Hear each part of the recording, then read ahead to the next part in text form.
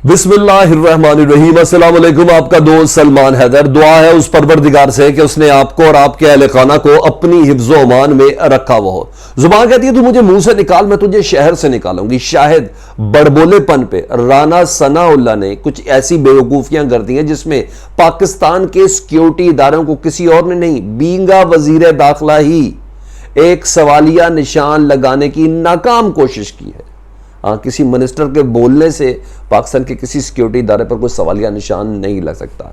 National security committee का पहला इजलास, उसको उन्होंने नल एंड वॉइड किया, झुटला दिया है। दूसरा इजलास जिसमें पहले इजलास को इंडोर्स किया गया था, उसको झुटलाया है। साथ साथ डीजी आईएसपीआर, जी हाँ, डीजी आईएसपीआर जनरल बाबर साहब ने जो प्रेस कॉन्फ्रेंस की थी जिसमें अब फौज के किरदार से मुतल्लिक और इस से कहते हैं मुबैना खत से मुतल्लिक, इस साइफर से मुतल्लिक जो कहा था, उन तमाम को जुटलाते हुए कहा कि सिरे से ये खत था ही नहीं और इस खत को लिखने वाला खुद कह रहा है कि मैंने ये खत में ये सब नहीं लिखा है। वो डिटेल क्या है मैंने भी आपको बतानी है। वाकई बहुत ही सीरियस एलिगेशंस लगा दिए उन्होंने सिक्योरिटी, नेशनल सिक्योरिटी कमेटी के इजलास के मौजूद तमाम अराकीन के ऊपर, जिसमें आर्मी चीफ भी हैं, ज्वाइंट चीफ भी हैं, जिसमें सर्विसेज चीफ भी हैं। वो आपको बताना। और बीच में मैंने एक और खबर आपके साथ थी कि इत्तेहादियों के साथ अब गेम प्लान शुरू हो चुका जी। मियां शहबाज शरीफ साहब का इस बारी फ्रेश क्या हुआ है, हाँ ये तय है कि उनके सऊदी अरब के सरकारी दौरे में कोई सरकारी अहदा रखे बगैर उनकी भतीजी की हैसियत से मरियम नवाज साहिबा साथ जा रही हैं जी। मौलाना फजलुर रहमान साहब, हाँ जी, कोई सरकारी अहदा रखे बगैर वो उम्रे पे जा रहे हैं। लेकिन कुछ बड़ी चीज़ें भी बीच में हो गई जिसमें शहबाज शरीफ साहब हेल्पलेस है, क्योंकि हमेशा से वो शेख रशीद साहब कहते हैं ना, मैं और वो गेट नंबर 4, जी हाँ, हम दोनों पीर भाई हैं जी। वो पीर भाई के से मुतल्लिक ही मैंने आपको बताने के उन्होंने क्या हरकतें शुरू कर दी हैं। बड़ी इंटरेस्टिंग हैपनिंग है। और दूसरा इमरान खान की जी टीम साहब जी, वो टीम ने बाकी चकरा के रखा हुआ है, बल्कि घुमा के रखा हुआ है। वो क्या चीज़ है जी, हमजा शहबाज साहब को मेरे ख्याल है वज़ीर आला की जो कुर्सी है ना, वो उनकी बदहज़मी का शिकार है। वो अभी पहनते हुए नज़र नहीं आ रहे वो शेरवानी, वो उस मसनद पर बैठे हुए नज़र नहीं आ रहे हैं, क्योंकि चीज़ें इतनी ज़्यादा अजीब व गरीब होती जा रही हैं। वो क्या चीज़ें, एक के बाद एक डिटेल आपके सामने रखता हूँ। अगर आपने चैनल अभी तक सब्सक्राइब नहीं किया तो चैनल सब्सक्राइब कर दें, बेल आइकन दबा दें, कमेंट सेक्शन में मुझे ज़रूर आगाह कीजिएगा। तो सबसे पहले मैं उस गैर मामूली ख़बर से मुतल्लिक बात कर लेता हूँ जी। आपको कल बड़े अच्छे से पता चल गया कि जी मैंने आपको एक छोटी सी कम्युनिकेशन बताई थी कि प्राइम मिनिस्टर हाउस ने सदर को कहा कि जनाब कोई बंदा तजवीज़ करें। सदर ने कहा प्राइम मिनिस्टर को मुझे बता दें। जिस प्राइम मिनिस्टर हाउस से पता चला जी सादिक संजरानी जब चेयरमैन सेनेट जो हैं वो हलफ लेना चाहते हैं। ये सारी चीज़ें वो हलफ लेंगे जी। जहाज़ भेज दिया गया, फिर कहा गया पता नहीं कौन सी टेक्निकल वजूहत हैं, फिर पता चला कि शहबाज शरीफ साहब कोयटा के अंदर है, वो अपने बेटे की हलफ बर्दारी की तकरीब में खुद होना चाहते हैं। लेकिन ये सारा मामला करते करते करते आज का दिन भी गुजर गया। तो आज के दिन एक 6 सफ़ात पर मुश्तमिल गवर्नर पंजाब उमर चीमा साहब ने, कल तक तो उनका पेट अपसेट था ना, सर्विस हॉस्पिटल में थे, उन्हें 6 सफ़ात पर मुश्तमिल अपनी तमाम कानूनी माहिरीन की टीम के साथ मिलकर सदर मुमलिकत को ख़त लिख दिया है जी। वो आपको बताना है जी। और पंजाब का एडवोकेट जनरल को तो काम करने से वैसे भी रोक दिया गया था, और क्योंकि वो कहते हैं कि पंजाब में हुकूमत ही कोई नहीं तो किसको एडवोकेसी उन्होंने देनी है। अच्छा, ये एक्सक्यूज़ बनाया गया। तो वो ज़रा जुमले सुनने बड़े ही टेक्निकल है जी। उन्होंने अपने ख़त में जो चीज़ें लिखी हैं 6 सफ़ात पर मुश्तमिल, उन्होंने कहा कि जी सबसे पहले आज की तारीख में गवर्नर साहब डायरेक्शन मांग रहे हैं, कार्रवाई मांग रहे हैं।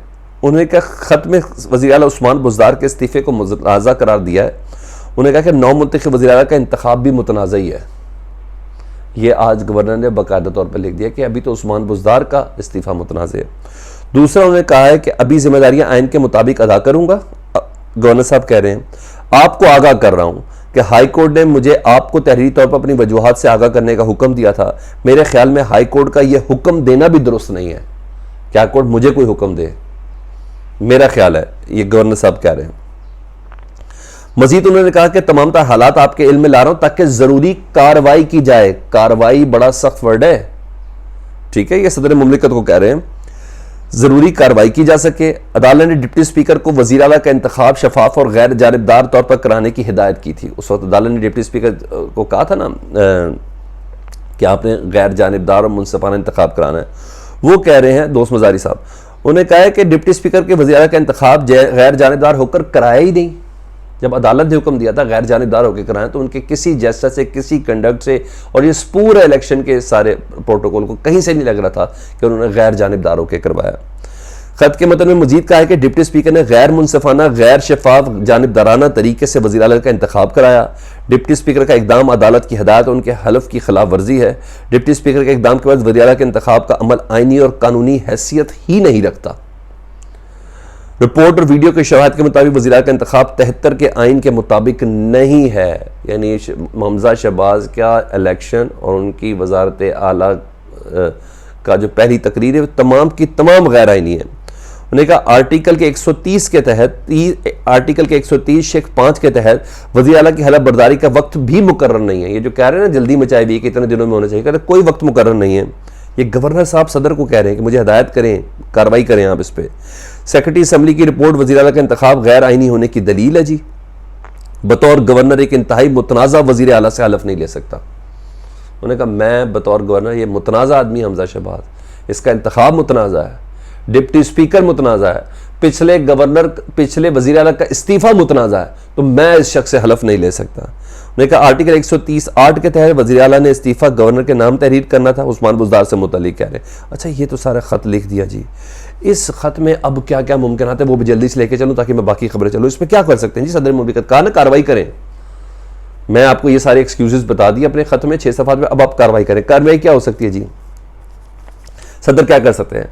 अच्छा, सदर कार्रवाई के जवाब में इलेक्शन दोबारा करवाओ कह सकते हैं। पहली बात कि जब ये सारी चीज़ें ही गैर मुतनाज़ा हैं, दोबारा से ये सारा इलेक्शन का प्रोसेस हुआ जाए असम्बली के अंदर, एक ऑप्शन है सदर के पास। दूसरा ये भी हो सकता है कि वो कहेंगे जनाब ये सारा जब तक ये इलेक्शन का प्रोसेस नहीं होता आप ऐसा करें गवर्नर राज लगा दें, ये भी सदर की डोमेन है, ये दूसरी ऑप्शन है। तीसरी ये भी कहा जाता है उस्मान, जब बकौल आपके और कानून के आइन की रेफरेंस आप मुझे दे रहे हैं, ठीक है, और आपको कानून के माहिरीन ये कह रहे हैं कि उस्मान बुज़दार का जो इस्तीफ़ा है वो गैर आइनी था, यानी उन्होंने एड्रेस गवर्नर को नहीं किया था, तो ऐसा कह रहे हैं कि उन्होंने उस्मान बुज़दार को रिस्टोर कर दें। तो मोरल ऑफ द स्टोरी ये कि हमजा शहबाज से ये सीट अभी उनको मिलती हुई नज़र नहीं आ रही है, वो शेरवानी अभी टंगी भी ही नज़र आ रही है। ये सारी ऑप्शन अब सदर ने अहकामात जारी करने के करना क्या है, तो इसको मज़ीद पुरलांग। तो खान साहब की टीम छाई हुई है, मज़ा नहीं आने दे रही, मुसलसल बिरयानी में किरक है, पत्थर आ रहा है दांतों के अंदर। शायद यही स्ट्रेटजी है जो मुझे अभी तक नज़र आ रहा है। अच्छा, दूसरा जी मैं आपको वो बता दूं कि इत्तेहादियों में एक नई चकमेबाजी हुई, वो किसी और ने नहीं, वज़ीर आज़म साहब शहबाज शरीफ साहब ने की है। मैंने आपको बताया था कि 100 से ज़्यादा अफराद का नाम ECL से निकाल दिया गया, जिसमें टॉप स्लॉट सारे हैं। जरदारी साहब, उनकी बहन, नवाज शरीफ साहब, उनकी साहबजादी, शहबाज शरीफ, राना सनाउल्लाह, सारी टीम। इत्तेहादियों में से कई निकल गए, शर्जील मेमन तक निकल गए। नहीं निकले तो मोहसिन दावड़ साहब नहीं निकले, और मोहसिन दावड़ एक्सपेक्ट कर रहे थे कि मुझे उम्रे पे साथ लेके जाएंगे शहबाज शरीफ साहब, सरकारी दौरे पर सऊदी अरब में, और उम्रे पे साथ लेके जाएंगे शहबाज शरीफ साहब। मोहसिन दावड़ साहब कह रहे हैं कि मेरा नाम ECL से नहीं निकाला है, और मेरा नाम ECL से नहीं निकालने की सबसे बड़ी वजह सेक्रेटरी दाखिला है, उन्होंने मेरा नाम ECL से नहीं निकाला। अब सेक्रेटरी दाखिला अंडर आते हैं वज़ीर दाखिला राना सनाउल्लाह के, राना सनाउल्लाह साहब अंडर आते हैं वज़ीर आज़म शहबाज शरीफ साहब के। मोहसिन दावड़ वो हैं जो पाकिस्तान की फ़ौज और इदारों के मुतालिक हर्जा सराई करते ना सिर्फ असम्बली के फ्लोर पर उनके ताल्लुकात भी किसी शक का गुंजाइश नहीं है। ये सारी दुनिया जानती है अली वज़ीर और मोहसिन दावड़, इनका नाम ECL की लिस्ट में है। कुछ नहीं, जाने को तो लेके चले भी जाएंगे, कुछ नहीं हो सकता, लेकिन शहबाज शरीफ साहब की इंटेग्रिटी डाउटफुल हो जाएगी, जिससे मुतल्लिक शेख रशीद साहब ये कहते थे कि मैं और ये पेटी भाई हैं, मुर्शद खाना हमारा एक है, वो डाउटफुल हो जाएगी। और अगर ले गए सरकारी दौरे पर तो मोहसिन दावड़ की हर बात असम्बली के फ्लोर पे हो वो सरकारी तौर पर इंडोर्स समझी जाएगी शहबाज शरीफ साहब की जानिब से। तो आगे कुआं पीछे खाइए। बहरहाल ये चकमा अगर हो जाए तो मेरा ख्याल है कि मोहसिन दावड़ साहब की ज़ुबान तो चुप रहती नहीं है, उन्होंने यहाँ भी असलियत खोलना शुरू कर दी। बहरहाल मरियम साहबा साथ जा रही है। सरकारी दौरे पर, किस हैसियत से, ये आप ही के लिए सवाल है, मुझे कमेंट सेक्शन में ज़रूर बताइएगा, क्योंकि उनके पास किसी किस्म का कोई सरकारी अहदा नहीं है।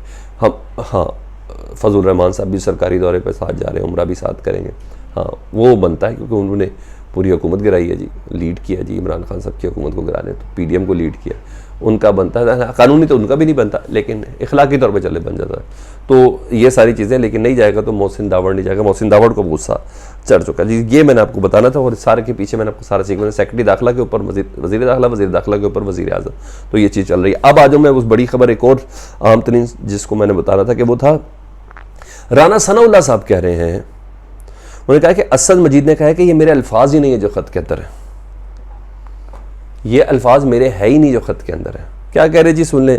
सलामती कमेटी के सामने इतराफ़ की कि उन्होंने ऐसा कोई ख़त नहीं लिखा, ये राना सनाउल्लाह साहब कह रहे हैं।